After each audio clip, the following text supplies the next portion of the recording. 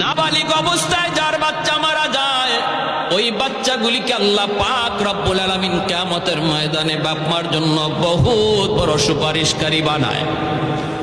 বাচ্চাগুলি আল্লাহর কাছে ডাক দেয়া কয়, মালিক, ও মালিক, তুমি আমারে দুনিয়াতে পাঠাইছো, পাঠানোর সময় আমার মা কত কষ্ট করছেন, জান বের হয়ে যায় অবস্থা।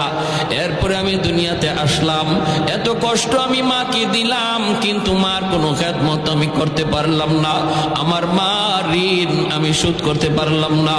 আল্লাহ, আজ যদি তুমি আমাকে জান্নাতে দিতে চাও, আমার মা বাবা সারা জান্নাতে যাইবো না, হয় আমারে বাপ মার সাথে জাহান্নামে দিয়ে দাও, হয় আমাকে আমার বাপ মার সাথে জাহান্নামে দিয়ে দাও।